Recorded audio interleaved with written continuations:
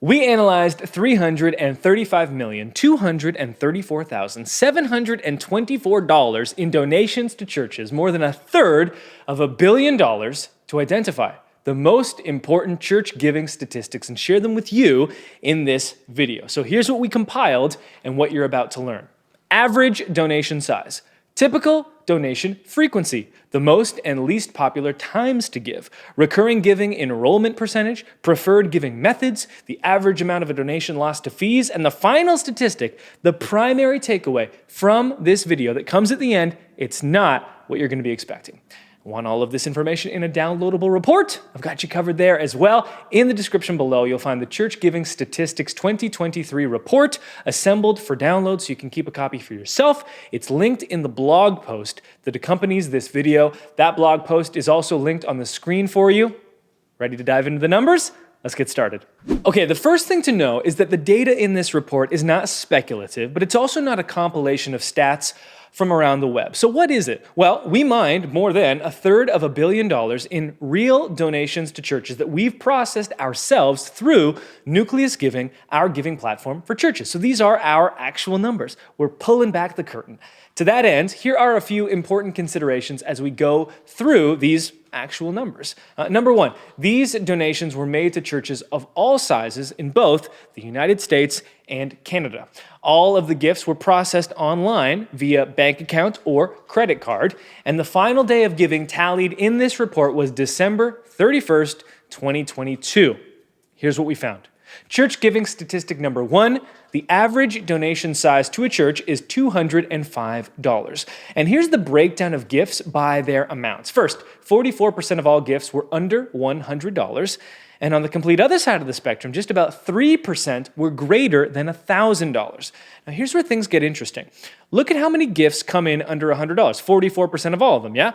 And yet, in dollars and cents, that accounts for just 9% of overall giving. And sure, only 3% or so of the gifts that came in were over $1,000, but those few gifts account for 27% of all the dollars in donations that we processed. And perhaps this is logical. This is just the basic principles of mathematics, but for me at least, I was surprised at how great the disparity was between these two extreme ends of the spectrum. Let's move to giving statistic number two now, typical donation frequency. Of all givers, 5% give weekly, 14% give monthly, and then 81% give yearly or intermittently. And if you're curious, we've lumped yearly and intermittent together here because let's say someone gives anonymously and never goes back to claim their gifts. Well, then that is effectively a yearly giver because we'll never see them again by virtue of their gift being anonymous.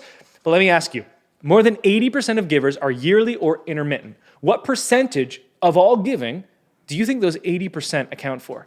Now, you might think pretty high, because if you are a yearly giver, it would track that maybe you're giving a larger gift once a year. And in that last statistic, we saw just how much larger gifts can contribute to overall giving, even when there isn't too many of them.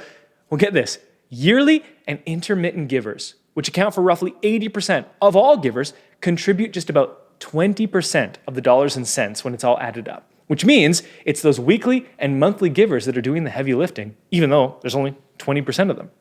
To make a point, only 5% of givers donate weekly, makes up 30% of all gifts. 14% give monthly, making up 49% of all donations. And this is a hint for what we're going to see with recurring givers a little later in this video, but it's the folks that show up month after month that are moving the most weight. And this tracks with other areas of ministry and Christian service beyond giving, right? It's the folks that serve regularly, that attend regularly, that participate regularly. The fully integrated folks in our churches are what makes it go. Let's get to church giving statistic number three now, the most and least popular times to give. Here you're seeing giving volume across the months in a year. February is the lowest month, which incidentally is the month that I'm publishing this video. December is the highest. No big surprise there. We know giving tends to peak later in the year. This is interesting though, giving volume by day of the week. Of course, Sunday is the highest at 18%. Friday is second at 11%. But think of this in the aggregate. Sunday giving is at 18%, which means more than 80% of all giving comes outside of Sunday. And I think that's reflective of the power of online giving and how it allows people to give and engage in that spiritual practice, not just on Sundays in service, but throughout the entire week. And then if you break down giving by hours of the day, you'll see a bump right around when most churches are having their weekend services on Sundays. Church giving statistic number 4, recurring giving enrollment percentage. We ran the numbers, and roughly 15% of all givers in our system are recurring givers. But those 15% pack a punch because they accounted for 36% of all giving. And this dovetails off of church giving statistic number 2 and how it's those weekly and monthly givers that are contributing the most to overall giving. And this is why, as a church, you really want to emphasize and highlight recurring giving options. And just like you want people regularly involved in service, in volunteering, in small groups, in attendance, the same goes for giving. Showing up regularly is what really makes the difference. Okay, church giving statistic number 5, preferred giving methods. And here's where things start to get really interesting. So let's contrast some key figures by pitting bank account giving against credit card giving, all right? Let's look first at average gift size, $247 for bank account versus $147 for credit card. Total giving volume, $238 million for bank account versus just $97 million for credit card, which makes for total giving percentage splits of 71% for bank account versus 29% for credit card. Now, why is this interesting? Well, if you're familiar with other church giving providers, these numbers might come as a bit of a shock to you. I mean, consider this from Tithely's COO. Quote, only 7% of donors give by entering their bank account details. The vast majority of givers prefer using a debit or credit card. It could be due to the added layer of security. It could be because they've memorized their card info and don't know their bank account routing number, or it could be because they're financially responsible people who want the cards, points, or rewards, end quote. Let's interrogate a few of these claims. First, security. Today, modern giving providers don't require you to enter your bank account and routing number to give. Instead, providers allow you to simply log in to your online banking without ever leaving the giving page and choose from which account to give from. This provides even more security than directly entering your credit card details. Second, ease of use. Giving via credit card requires entering your card number, expiration date, and CVV. Giving via bank account requires entering your online banking username and password. Now, I'm not here to tell you which of those is easier. That's for you to decide. But if nothing else, they are comparable because we are past the days of having to enter your account number, transit number, branch ID. And then finally, financial responsibility. The claim here is that it's financially responsible to give via credit card because one can earn points and rewards. Now, that neglects to mention the ethical considerations of giving borrowed money versus one's own money. I'm not here to decry one or the other. That's for you to decide. But at the very least, if we're going to posit that credit card giving is financially responsible because it allows one to earn rewards, we've got to also discuss credit card debt. Consider that American credit card debt recently hit an all-time high and that credit card debt has jumped by 15% since just the third quarter of 2021, the largest year-over-year jump in 20 years. But there's actually a lot more to this story, which brings us to church giving statistic number 6, average amount of donation lost to fees. Because here's the thing, if we just look at the Nucleus numbers, we might conclude that 71% of donors prefer to give via bank account. That's the behavior we're seeing, right? But if we look at Tithely's numbers, we might be tempted to claim that just 7% prefer to give with their bank account. So how do we reconcile a 10x difference in data like this? It's actually quite simple. Fees. You see, while Nucleus and Tithely are both church giving platforms, their profit models could not be more different. And we're using Tithely as an example here, but the same could be said for Subsplash, for PushPay, for Kindred, etc.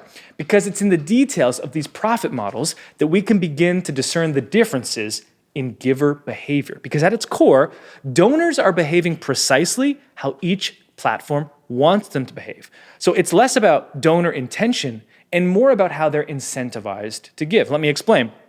Tithely does not charge churches a monthly fee to use their platform. Their platform is free to use. Tithely earns their money by keeping a percentage of every gift donated through their platform. Nucleus does charge churches a monthly fee, but we don't keep a percentage of every gift donated through our platform. And this distinct difference has massive implications. Namely, at Nucleus, we can encourage donors to give with their bank account, ACH. Why?